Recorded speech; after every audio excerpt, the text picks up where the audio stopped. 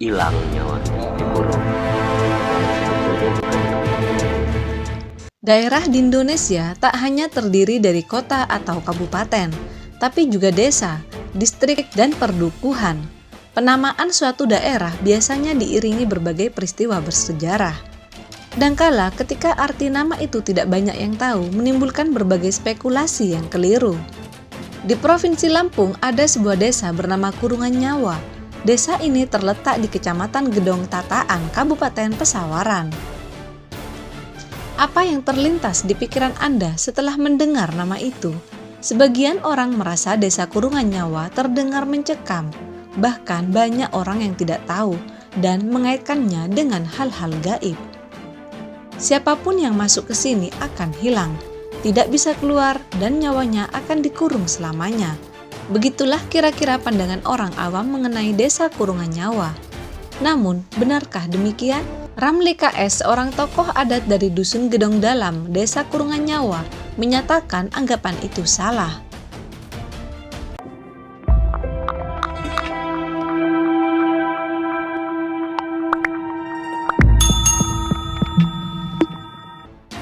Dia menceritakan asal-muasal desa yang katanya terdengar seram ini. Dimulai ketika kerajaan Selagai mengalami perpecahan. Para warga suku Pubian melarikan diri dan terpencar. Sebagian dari mereka lari ke Kecamatan Pugung, Kabupaten Tanggamus. Sebagian lagi pergi ke daerah lain termasuk Kurungan Nyawa. Salah satu orang yang kabur ke Kurungan Nyawa adalah Raja Bengo I. Di masa lalu, sesungguhnya banyak kerajaan yang berdiri di Lampung, bahkan jauh sebelum masa penjajahan. Namun sejarah mereka tidak tercatat seperti Kerajaan Jawa, Kalimantan, dan lainnya. Bersama anak buahnya, beliau mendirikan kerajaan di pinggir Kali Rate yang sekarang berada di belakang Rumah Sakit Jiwa Provinsi Lampung. Di sana, Raja Bengok I dan anak buahnya menanam pering atau pagar bambu yang sangat rapat, sehingga orang dari luar tidak bisa masuk. Tak berselang lama setelah kerajaan itu berdiri, Raja Bengok pun rutin melakukan pertapaan di dekat Wai atau Sungai Linti.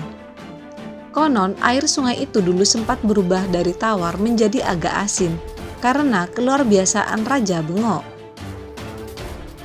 Bekas tapak kakinya hingga kini masih dapat ditemukan di hulu Sungai Linti. Lokasinya berada di Desa Wiono, belakang Polres Pesawaran. Singkat cerita, para penjajah pun masuk ke wilayah Lampung, termasuk Kerajaan Bengok. Para warga tidak bisa bepergian kemanapun untuk menyelamatkan diri. Sampai pada suatu hari, siapa saja yang sedang dikejar tentara Belanda, lalu lewat di depan istana Kerajaan Raja Bengok, akan dipanggil masuk ke dalam istana supaya selamat. Perlindungan itu berjalan terus sampai Raja Bengok III.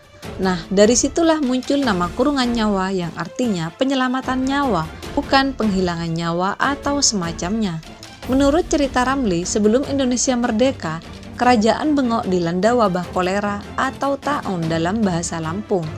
Penyakit ini diduga muncul akibat kepadatan penghuni istana, penumpukan orang yang sudah terlalu banyak di sana.